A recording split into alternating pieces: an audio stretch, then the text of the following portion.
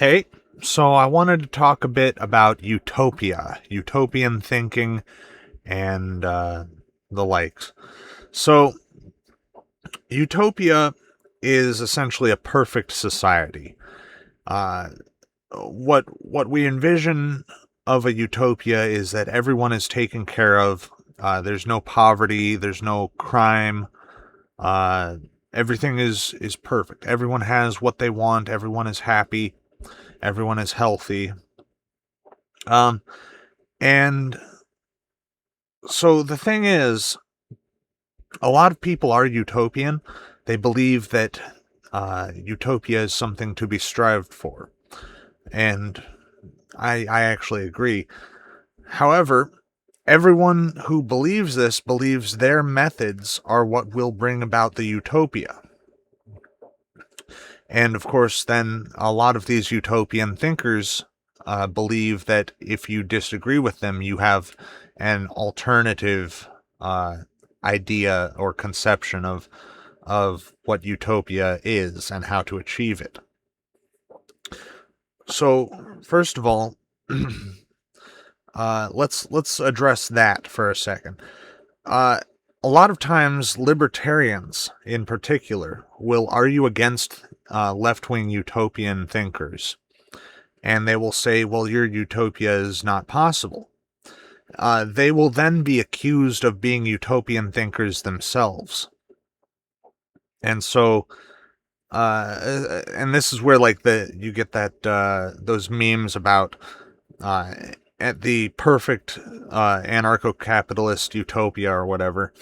They're kind of funny, but just because you believe in a particular system does not mean that you believe it will bring about utopia. Most libertarians do not believe in utopia.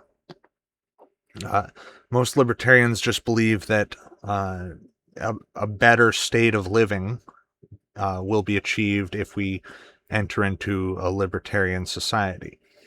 Um, but they don't believe that it is going to be perfect. A lot of them will actively tell you perfection is not possible. But they will still be accused of believing in a perfect society. Um, So leftists in particular are utopian. There's a book by Friedrich Engels called Socialism, Utopian and Scientific, or maybe those words are jumbled up in my mind, but those are all the words that are in the title. Socialism, Utopian, and Scientific. And it's an analysis of the philosophical concept of socialism and its utopian nature, and it's also an analysis of how socialism had been applied up to that point in time. Now, of course, Engels made a lot of mistakes. He overestimated how egalitarian certain prehistoric societies had been, and he even labeled certain societies socialist when they were in fact not. They may have been communitarian at the most, but they were not communist. And so this brings about a lot of misunderstanding. And I don't think, I'm not bringing up Engels just to say that everyone follows Engels. No, no, no. But Engels is one of these people who was influenced by the utopian thinking. And specifically, him and Marx were influenced by Hegel. They believed that their system would bring about the end of history, or would be present at the end of history. So, the Hegelian end of history essentially is a utopia. And Hegelians, even Francis Fukuyama, who is a Hegelian, he's a liberal, they do believe that history will end at a certain point after we have gone through all of the different ideologies and achieved a perfect synthesis. Of course, Francis Fukuyama wrote the End of History and The Last Man in like, I believe, 1994, which was essentially proclaiming that liberalism was the final Hegelian synthesis, and we are now at the end of history. That is utopian thinking. Of course, he can. I haven't read his book, but if he didn't acknowledge that we do not have an actual utopia, that would definitely be utopian thinking, and that would be very detached from reality. Now, is utopian thinking inherently negative? It can be. Not inherently. It's not inherently negative, but it can be negative. Because when you believe that your system will bring about a utopia, you adhere to it totally.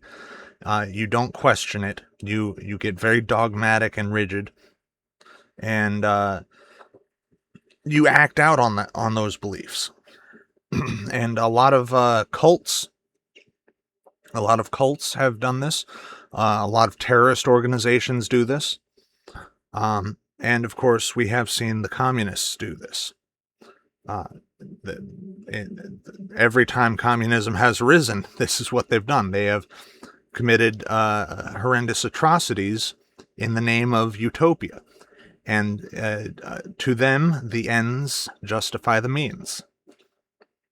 So it can be negative, but utopian thinking is not inherently negative, because believing in a more perfect system leads us to carry out actions that do better the system. We have better health care because people were utopians. We have a better economy because people were utopians. People are more prosperous and healthy. People have more of their needs taken care of. People have more of their wants taken care of. People have more things that they can want because people believed in a better society. Now, the question that you have to ask is, how do I know if what I am doing will bring about the utopia or will bring about a better state of being? And a lot of utopians do not ask this question. They choose a system and they stick with it in spite of all evidence against it. So I would say stay away from philosophy as much as you can. Stick with the sciences, the hard sciences, and build off of what we can prove empirically.